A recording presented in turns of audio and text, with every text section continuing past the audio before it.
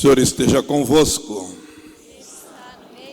Proclamação do Evangelho de Jesus Cristo segundo João. Glória a vós, Senhor. Surgiu um homem enviado por Deus. Seu nome era João.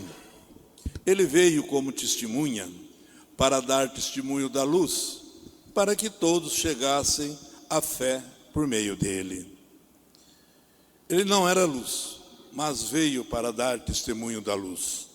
Este foi o testemunho de João, quando os judeus enviaram de Jerusalém sacerdotes e levitas para perguntar: quem és tu? João confessou e não negou. Confessou: eu não sou o Messias. Eles perguntaram: quem és? Então, és tu Elias? João respondeu: não sou. Eles perguntaram: és o profeta? Ele respondeu: não. Perguntaram então: quem és, afinal? Temos que levar uma resposta para aqueles que nos enviaram. O que dizes de ti mesmo? João declarou: eu sou a voz que grita no deserto: aplanai o caminho do Senhor, conforme disse o profeta Isaías. Ora, os que tinham sido enviados pertenciam aos fariseus e perguntaram: por que então andas batizando, se não és o Messias, nem Elias, nem o profeta? João respondeu: eu batizo com água, mas no meio de vós está aquele que vós não conheceis, e que vem depois de mim. Eu não mereço desamarrar a correia de suas sandálias. Isso aconteceu em Betânia, além do Jordão, onde João estava batizando. Palavra da salvação. Glória a vós, Senhor.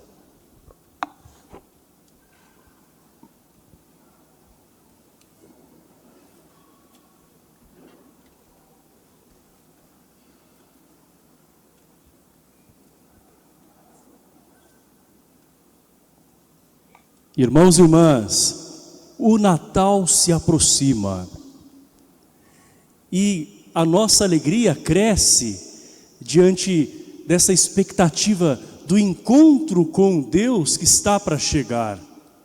E é por isso que nesse terceiro domingo do Advento, denominado o Domingo da Alegria, nós manifestamos a alegria cristã de uma esperança de que Deus está próximo. O Senhor é a alegria completa. Mas o que de fato é a alegria? Muitas pessoas confundem a alegria com euforia, com aquele estado de agitação, e precisam sempre experimentar aquela adrenalina para se sentirem vivos, não é? Outras pessoas vão confundir alegria com momentos de prazer e momentos passageiros. E como eles passam, as pessoas talvez vão buscar constantemente e de forma insaciável preencher isso. E se tornam ainda mais infelizes, deprimidas e vazias. Outras pessoas dentro da nossa cultura vão achar que elas precisam sempre mostrar para os outros que elas estão alegres, mas com uma alegria artificial, porque é algo que eu tenho que mostrar para alguém, e não propriamente algo que eu desejo viver e cultivo. E o que é a alegria cristã? A alegria cristã, ao contrário dessas ideias falsas de alegria, é justamente uma alegria muito discreta, sutil, mas ela é permanente. Esta é a alegria que Deus nos dá. A alegria de nós sabermos que Deus permanece conosco, que Ele não nos abandona. É a alegria da certeza de que Deus nos ama. Então, mesmo diante de momentos tristes, e nós não podemos negar a tristeza, mesmo diante de momentos tristes, é possível ter uma alegria dentro de nós que nos sustenta. Ou seja, ter a leveza que a fé nos traz. É claro que nós assumimos a nossa cruz com tudo aquilo que ela traz, mas o Senhor diz que o fardo dele é leve, é suave, justamente porque ele nos ajuda a carregar. E como nós precisamos de pessoas mais leves no dia de hoje. Não pessoas superficiais, não pessoas descomprometidas, mas mais leves. E a alegria traz isso, não é? Ela quebra aquela rigidez, aquele estado engessado no qual nós podemos nos encontrar. Então a alegria nos ajuda a ver as coisas de uma maneira mais leve. E esta alegria cristã, ela nasce de alguns pontos muito importantes, como diz hoje São Paulo. Ele nos exorta, sede sempre alegres, mas não é aquela alegria de ficar rindo a todo momento, é sim uma alegria que permanece em nós. O primeiro ponto, a alegria nasce da oração. Ele diz, rezai sem cessar, dai graças em todas as circunstâncias. Eu me lembro de uma senhora que certa vez me falou assim, padre, eu fiz o propósito de escrever num caderninho tudo aquilo que acontecia de bom em cada dia da minha vida. E é claro que eu passei por momentos também difíceis, né, desafios, mas eu comecei a perceber que acontecia muito mais coisas boas na minha vida, no meu dia. Eu comecei a me tornar uma pessoa mais alegre. Hoje eu sou mais feliz. Então a pessoa começou a se abrir para o agradecimento, depois que ela percebeu as bênçãos, as dádivas, as graças recebidas, sem negar os momentos duros pelos quais ela passou.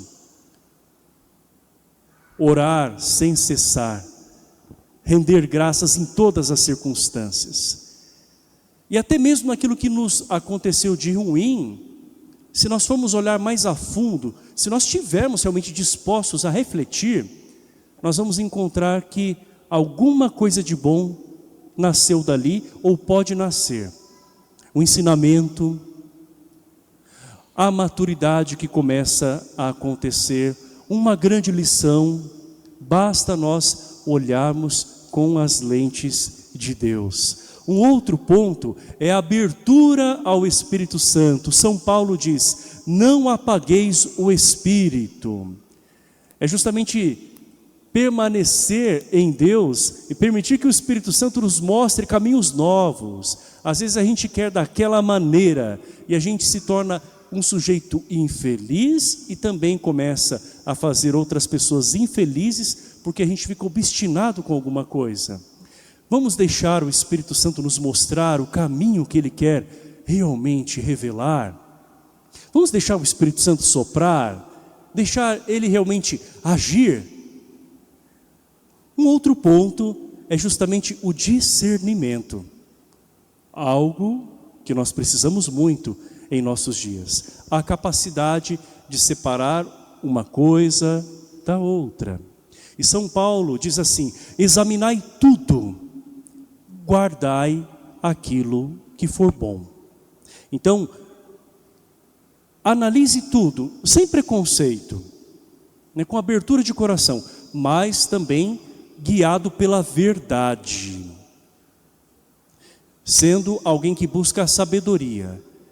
Examinai tudo, filtrai, não é? Agora eu acrescento aqui, e diz São Paulo, guardai o que for bom. Então, de tudo aquilo que acontece, sempre nós podemos analisar as coisas à luz do Espírito Santo, e não simplesmente, né, daquele estado de ânimo no qual nós nos encontramos, nem quando nós estivermos tristes demais e nem quando nós estivermos exultantes demais, não é? Então, com equilíbrio, avaliar bem as coisas e somente guardar para nós aquilo que é edificante. Isso traz alegria ou não traz? Claro que traz, porque nos faz pessoas que passam a enxergar de forma diferente. Por fim, a alegria também brota de escolhas certas. E para fazer escolhas certas, nós precisamos nos afastar de todo o mal, como diz hoje São Paulo. Afastai-vos de toda espécie de maldade. Mas como é que eu vou saber qual é a escolha certa? Comece então se afastando do mal. Ou seja, de conversas, fofocas, de meias verdades que dizem que a gente vai aumentando, de malícias. O que alimenta a malícia de uma pessoa, né? Dentro daquilo que às vezes se assiste, que se permite que se entre pelos olhos e no pensamento seja povoado, né? Com fantasias, depois de instalar-se no coração vir atitude. Qual que é a malícia que precisa ser cortada, não é? Qual é a maldade ou o ódio que a gente às vezes vai fazendo crescer dentro de nós? O que faz a gente se tornar uma pessoa com um ódio maior ainda? Talvez muitos sintamos raiva de alguma situação na indignação, mas o que faz essa raiva se avolumar e se transformar num ódio? É preciso afastar-se disso para realmente experimentar a alegria que Deus quer nos dar. A alegria é algo constante dentro de uma virtude cristã. Então a alegria, ela permanece ali. Nós vemos pessoas às vezes que vivem situações tão impactantes para nós, mas são pessoas de tanta fé que a gente percebe nelas até uma certa alegria. Não aquela alegria do oba-oba, não é? Mas você percebe que a pessoa encara a vida de uma outra maneira. É desta alegria que nós estamos falando. E o cristão verdadeiro que faz uma experiência com Jesus, mostra esta alegria, fazendo com que as pessoas vejam, não para mostrar para elas, né, mas naturalmente, no seu testemunho, o amor de Deus. Quem se coloca diante da presença de Deus, quem vive em Deus, vai emanar essa alegria. E o Papa Francisco, que inclusive hoje completa mais um ano de vida, diz assim, que o cristão não pode ter cara de velório. No velório, claro que a gente se abate, a gente sente, não é, a partida daquela pessoa querida. Mas a Santa Missa não pode ser vista como um velório. É o sacrifício do Senhor, mas não é um velório, porque é o sacrifício que gera vida. Então é entrega que gera vida, porque é puro amor. Então um cristão, até mesmo dentro daquelas situações mais difíceis, ele consegue permitir que Deus gere vida nele. E é por isso que com a fé é possível superar as coisas. Hoje no Evangelho nós vemos João Batista reaparecendo. Ele já esteve conosco na semana passada e hoje ele mostra a alegria de testemunhar que Deus é luz. Na semana passada a palavra foi conversão. Hoje a palavra é testemunho. Vão interrogar João Batista a fim de saber quem ele é afinal, porque ele está anunciando. Muitas pessoas vão até ele. Olha que ele tinha popularidade naquele momento. Tinha tudo para se sentir em cima. E no entanto, ele reconhece com humildade quem ele é diante da grandeza de Deus. Ele não se infla no momento em que as pessoas voltam os olhares para ele. E hoje, alguns enviados dos fariseus vão interrogá-lo. Quem és tu? Tu és Elias? Tu és o profeta? Ele diz, não, eu não sou. Então, primeiramente, João Batista sabe da sua identidade, sabe quem ele é. nós também precisamos redescobrir a nossa identidade como filhos de Deus primeiramente. Quem se reconhece como filho de Deus, não se deixa levar por qualquer proposta. Quem sabe quem é, não se confunde com os outros. Quando alguma pessoa diz alguma coisa sobre você que você não é,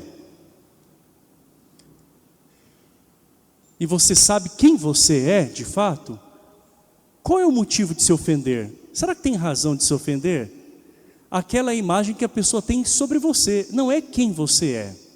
Agora, se alguém te fala alguma coisa que mexe com você, é preciso ter humildade também de ver se talvez ali não tem algo seu, não é? Que naquele momento está aparecendo, que talvez você não quisesse ver.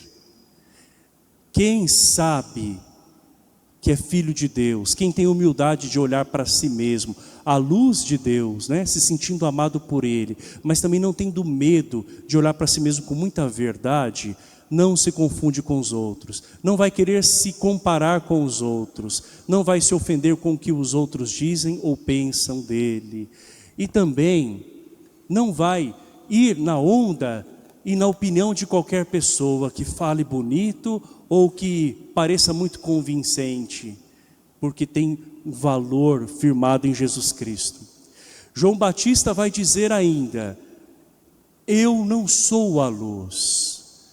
E ele vai mostrar Jesus como a luz. João Batista é a voz que clama no deserto. Jesus é a palavra viva. Existe diferença entre voz e palavra. Voz é um canal que transmite a palavra, não é? Então, a voz é como se fosse um veículo da palavra. Alguém pode ter uma voz muito bonita, como nós temos tantos cantores, não é? Talentosos até, mas talvez a letra de determinadas músicas, não é? A palavra não seja edificante. Então a voz é apenas instrumento, a voz é apenas canal, a palavra carrega em si a mensagem. E como a palavra tem força, seja uma palavra de bênção, seja uma palavra de maldição, seja uma palavra que ergue as pessoas, seja uma palavra depreciativa, não é? E Jesus é a palavra com P maiúsculo, é a palavra da salvação. Por isso que no Evangelho nós falamos palavra da salvação, porque esta palavra que é Ele mesmo, salva. E como nós precisamos reconhecer que nós como cristãos somos apenas a voz, somos apenas aqueles que fazem com que Jesus se torne conhecido com a nossa maneira de viver, ou se não, também com o nosso contra-testemunho, podemos fazer com que as pessoas se afastem de Deus por conta da maneira como a gente vive. Isso pode acontecer também, quando as pessoas nos associam à igreja ou a Deus, e diante da nossa incoerência a gente leva as pessoas a desacreditar. Mas muito mais do que isso, o cristão é chamado a ser aquele que reflete a luz de Deus. João Batista hoje ele diz: eu sou a voz que clama no deserto, preparai o caminho do Senhor. Então João Batista ele sabe da sua missão, ele é a voz, ele realmente assume isso, mas ele diz que aquele que há de vir é maior do que ele não é digno de desamarrar as sandálias daquele que há de vir. O batismo dele é com água, mas o batismo daquele que há de vir, Jesus, é com fogo. Então o cristão, ele nem precisa se exaltar diante dos outros, e nem precisa também se rebaixar a um ponto de se autodepreciar, e muito menos de querer se sentir acima. Ele simplesmente assume o seu papel. Qual é a minha missão aqui? Qual é a minha identidade? O que eu devo fazer? A que eu vim a esse mundo? Se você tem clareza de quem você é, você tem clareza do amor de Deus para com você e para com os outros, não é? Você também vai ter clareza cada vez mais da tua missão e também da importância do testemunho seu na vida das outras pessoas. A palavra pode reerguer, pode fortalecer, a palavra pode animar. E nós queremos nos deixar hoje animar, reerguer, fortalecer por esta palavra, que é o próprio Jesus no meio de nós, para que nós também sejamos a voz, através da nossa maneira de viver, que comunique a alegria do Senhor, que é a nossa força. Creio em Deus Pai, Todo-Poderoso, Criador do céu e da terra, e em